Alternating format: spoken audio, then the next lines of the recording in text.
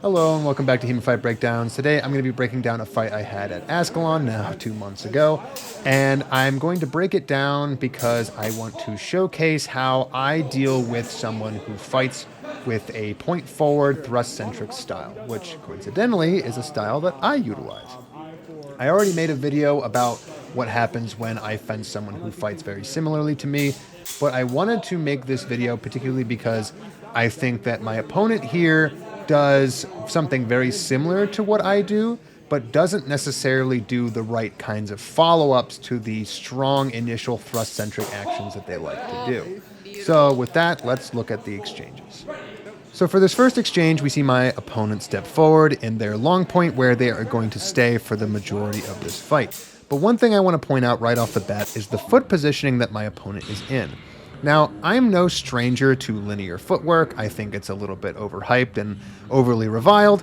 But in this case, I think my opponent is making a bit of a mistake, primarily because it looks like the ball of their back foot is in line or maybe even a little bit to the inside of the heel of their lead foot. What this means to me is that they can't properly generate the right amount of force from their back leg that's going to help them lunge deep and long. More importantly, because they're kind of on the ball of their foot, on their back foot, they can't really properly plant that whole foot in order to push off with it without essentially telegraphing to me that they're coming. Now, as for the rest of the play, what we're going to see is my opponent continually moving forward, probing with those thrusts, waiting for me to move my sword offline so they can attempt to stab me in preparation. However, I never leave that bind, and this is another key thing that you're going to see happening throughout this fight, which is that I never ever leave the bind unless I'm right about to hit my opponent. And the reason for that is that I need that bind in order to tell me whether or not my opponent is going to come barreling forward at me and stab me in the face. For the next exchange, my opponent does a really good job of baiting me into doing the exact same pattern as we saw in the first exchange. He's still moving forward, he's still probing, and then he throws a feinted stab at my face, which I overcorrect and overparry for, and immediately throw my left side cut to his arm. He parries it and then responds by throwing another cut to my chest and head. However, something that's worth pointing out here is that in both of these cases, my opponent doesn't necessarily commit as far forward when they have the advantage as they probably should. When my opponent does successfully parry my afterblow and comes at me with full ability to hit me pretty much wherever he wants, you can tell again that that back foot is limiting his ability to commit forward, which means that I'm able to lean backwards and mitigate a lot of the depth that he's able to get with that counterattack. While he does get a perfectly clean point and a very nice setup and a nice payoff, it's worth pointing out that at this point, my opponent still seems unwilling to completely commit forward, which in my opinion doesn't mesh very well with a point forward style. For the next exchange, what we see is my tried and true technique for dealing with this style of fencing. I sit there in the bind in a long point similar to my opponent, and I wait for them to come forward and throw a thrust, at which point I go into a cron parry, which sends their tip either high to my left or to my right,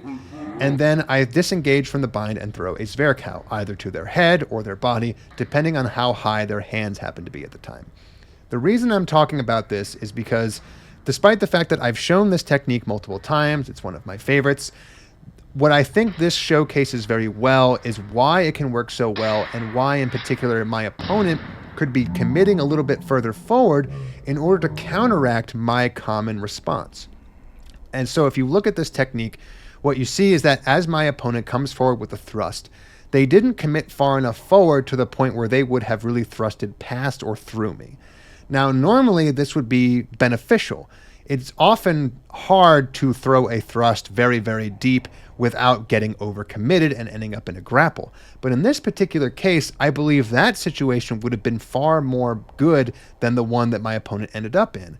Because my opponent might have overcommitted, his cross might have thrown directly into my cron parry, which would have made my left Zwerchhau out of this position much more difficult or even impossible. Similarly, after he had missed his thrust, his forward momentum could have crashed into me, preventing my ability for my hands to push forward and accurately complete that Zwerchhau, which meant he could have at the very least stuffed it and taken most of the impact out of it. Instead, he commits only as far forward as he needs to poke me in the face, which, given my parry, allows me to be at the perfect range I need to throw my counters Varric. So in this way, if you're looking to do something like this on your own, what I would advise is that sometimes overcommitting to a thrust and just being willing to get into grapple range and keep yourself safe is often much better than trying to play a distance and timing game, undercommitting and getting hit in the face in response. Now, for this next exchange, and pretty much for the rest of the exchanges after, you see a very similar situation play out over and over again. My opponent undercommitting with a thrust, I respond with a cron parry, and then I throw either a left Svarkow to the right side of my opponent's head, or simply a left cut to the right side of my opponent's arm. And the reason this works over and over again is, again, because of the lack of commitment from my opponent.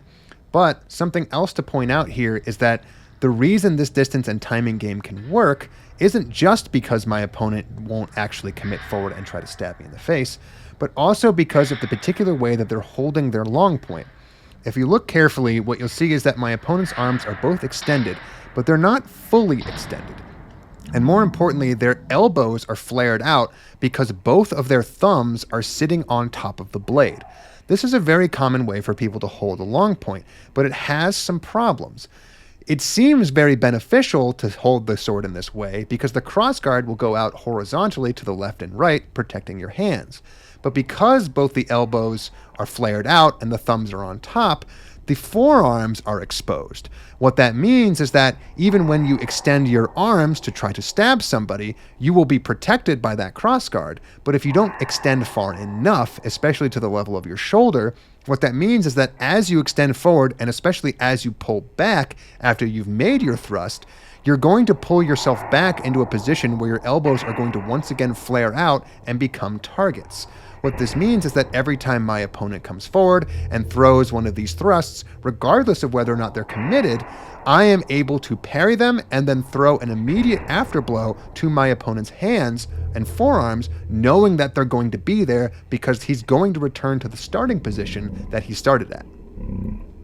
So this is the last exchange I'm going to cover, and I don't want to be too hard on my opponent here, but what we see here is an instance where they actually do start to commit a little bit further forward to try to really stab me. But the problem is that that back foot is once again causing some problems. You'll notice that in each of the times my opponent lunges forward to try to stab me, they're dragging their back foot behind themselves. And what this means is that when they enter the range and when they get to the full extension of their lunge, their back foot doesn't have any structure to it, which means they cannot in any capacity put more pressure onto it to continue to move forward. What they're essentially saying to me every single time they do one of these lunges is, this is exactly as far as I'm going to go forward and not an inch further.